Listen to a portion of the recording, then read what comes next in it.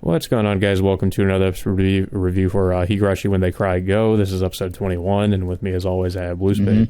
So before we start, I just want to point out something that happened, I think a few days after we watched last week's episode. I think it was Ryu Kishi did another interview regarding, Feathering's appearance at the end of that episode. And supposedly he said in that interview that the character is not Feathering, but didn't specify if it's the same person. And he also states that Umineko is independent from Higurashi GOU, which is like, I'm a little bit confused because, like, as we know, like, we do know to some extent that Umineko is part of the same universe as Higurashi. So it's loosely connected, like, you know, with Burn Castell and characters like Burn Castell and Lambda Delta. It's connected in that way. I mean, other than other than that, yeah, there's never been a huge connection between the two, but there's been a loose connection at least. Yeah. So there was a connection. So I don't know what Ryukishi's talking about. Yeah. I mean, this this isn't the first time he's given like these types of interviews. Like, if you remember, like, even before Higurashi GOU came out, like, he gave out these contradictory statements stating, like, you know, whether or not if it's a sequel or a reboot, or whether or not people should watch the original Higurashi in order to understand this. And he said, like, you don't have to, but we don't find out until like literally like halfway through the second core that we find out that the show is a sequel to Higurashi Kai. So it's like, yeah. So what are we supposed to make sense of his, like, you know, his statements on this show right now? I really feel like sometimes Ryukishi just says things to, I guess, maybe just try to make the show seem more like there's more mystery to it. Like, people are just, you know, he'll make a statement about it just to confuse people, almost like a red herring. Like, he'll just be like, oh, this is not what this is, and then it'll just confuse people, and they'll be unsure if that's, you know, if what he's saying is true. Like, it just feels like he does that sometimes. Like, I'm not sure. I mean, I don't see what the benefit is, just intentionally misleading your viewers like that. I mean, it seems like that's what he's trying to do, because I don't know why else he would say this. Yeah. And I mean, it's actually even worse with for people, you know, in terms of accessibility when it comes to Higurashi GOU, because if it is, like, I'm pretty sure it is, if this really is Feathering, then that makes it that much more confusing for people who have never read Umineko and don't know who she is. So they'd be like, okay, who is this person?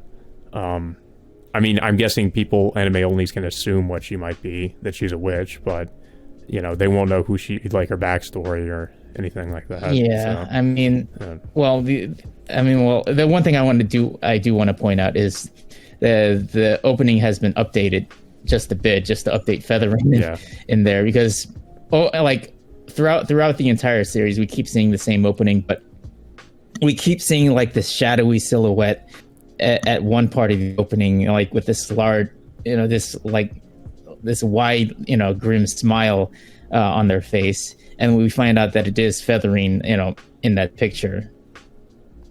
Yeah, I never thought it was really anybody but Feathering, so, like, when they revealed it, you know, shocking it was her. I mean, I was like, okay. I mean, I assumed that much from the beginning, but you know, I guess there was some room for doubt, but I was like, that's pretty much, I'm pretty sure that's Feathering. My only question was if she was going to have any involvement in the series, and they were maybe just showing it just to show her.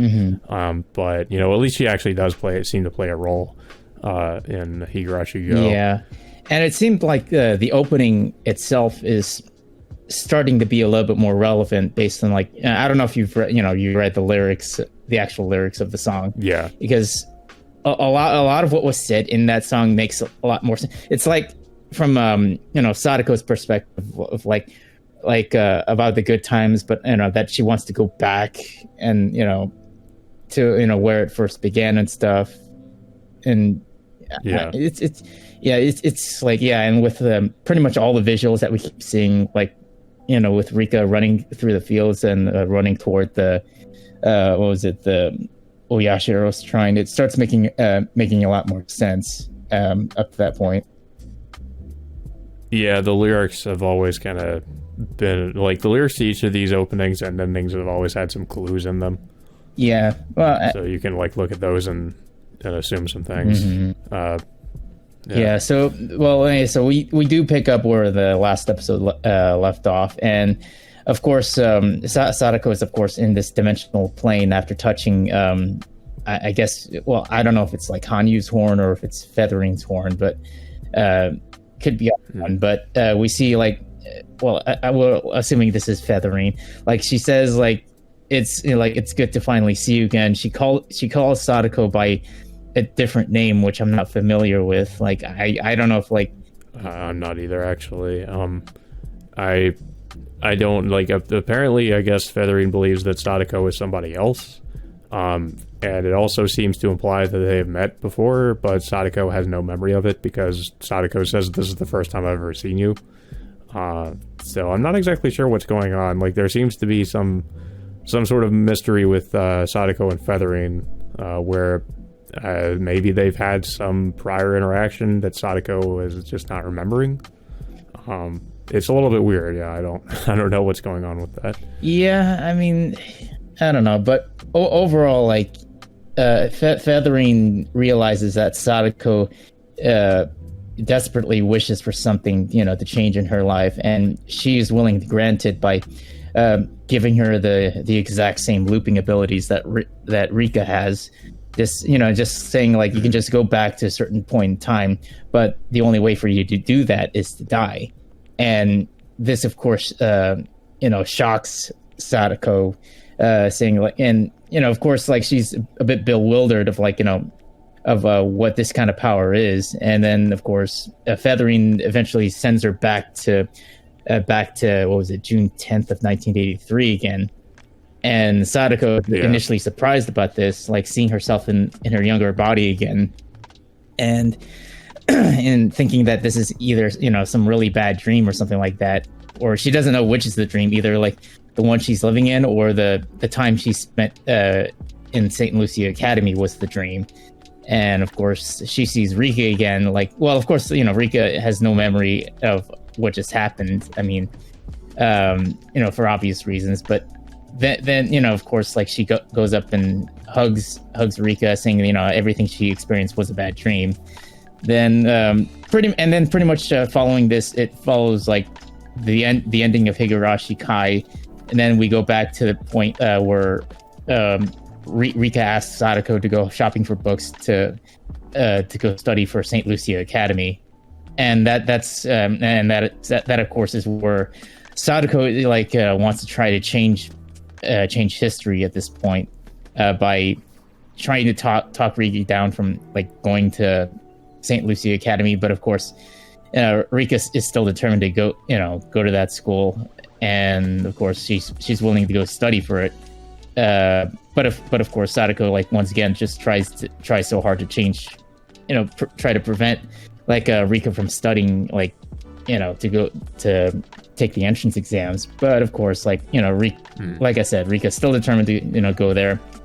And then at one night in which like Sadako sees Rika studying like overnight, they have a conversation outside saying, well with pretty much Sadako just like explaining like of what would happen if she would like study for the exams but not keep up with all the academic courses while she's over there, which makes sense. I mean, honestly, this would have been that one opportunity for Sadako to make that decision, to just straight up say no.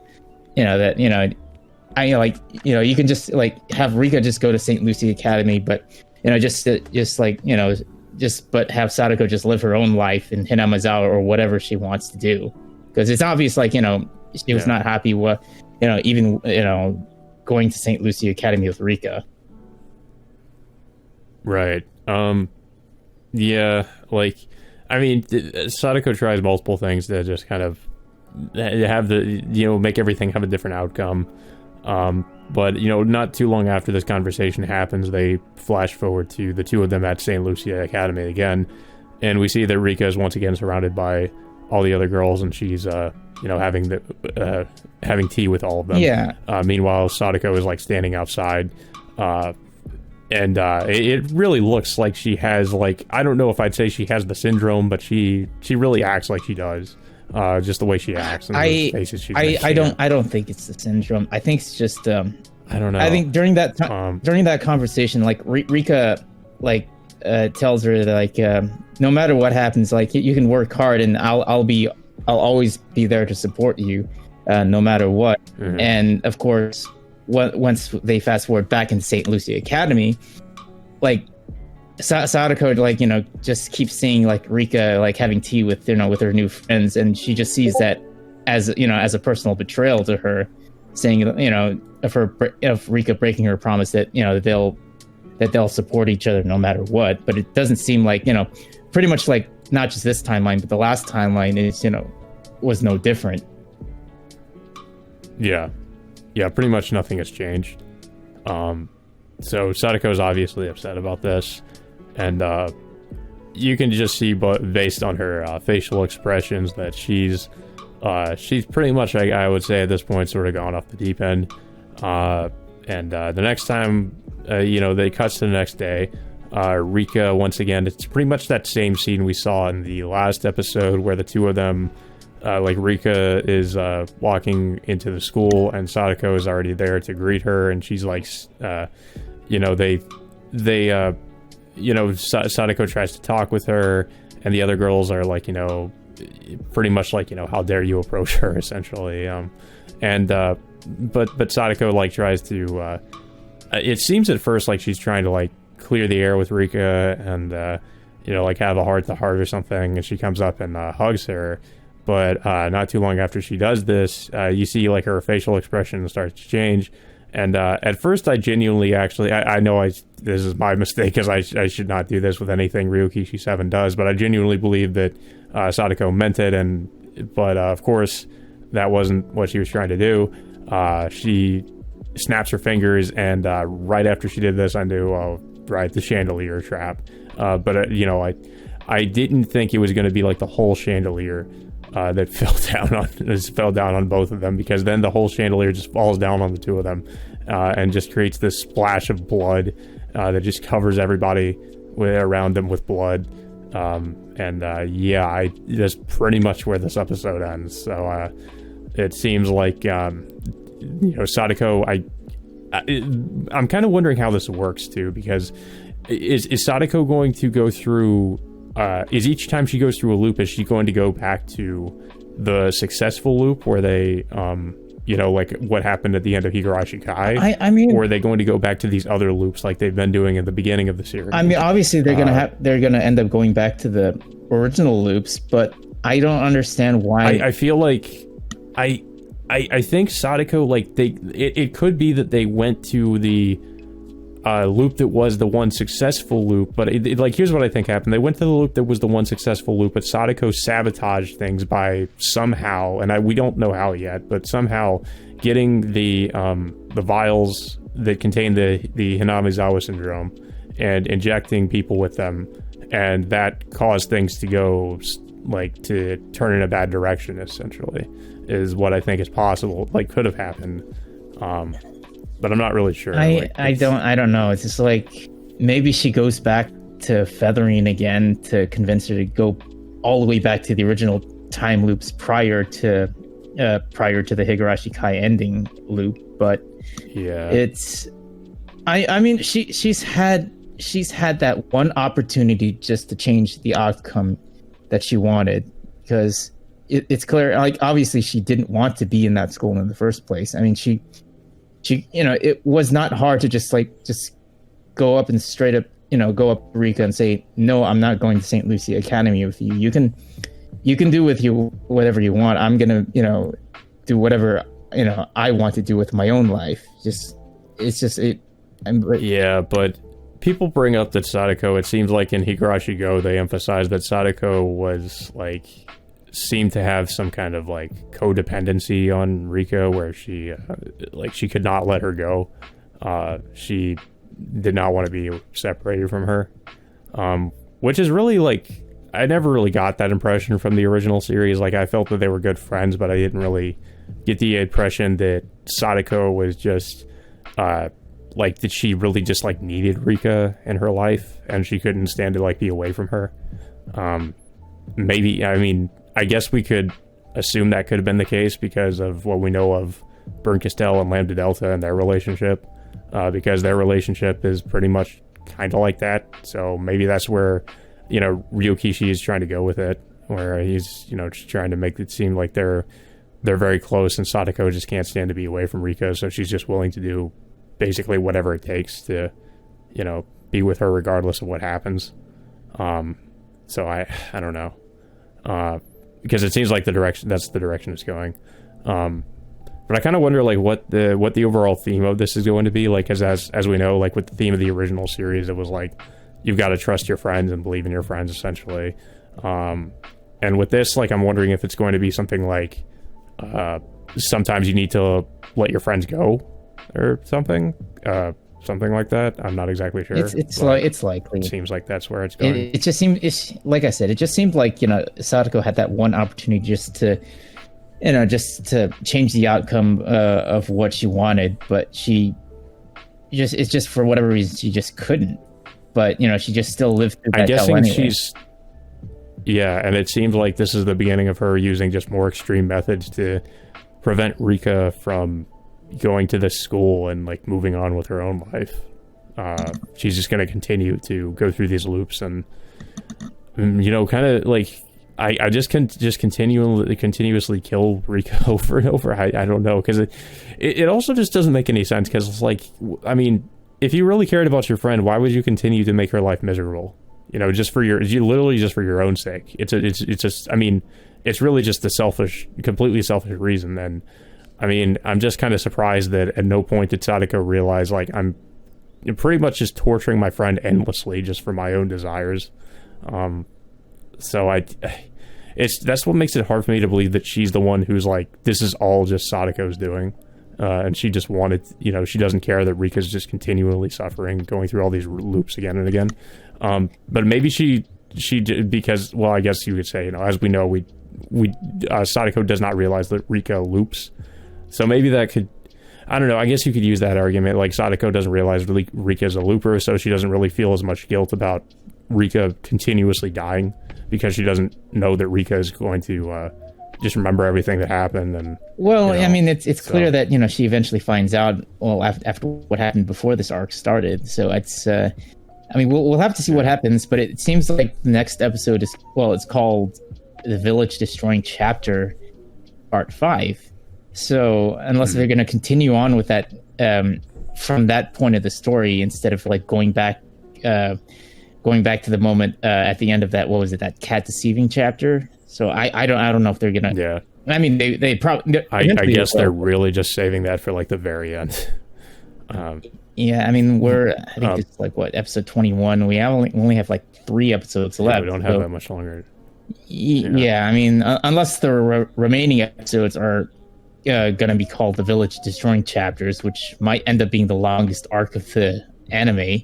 But it just seems like, you know, it definitely looks like we are going into an end game for the show.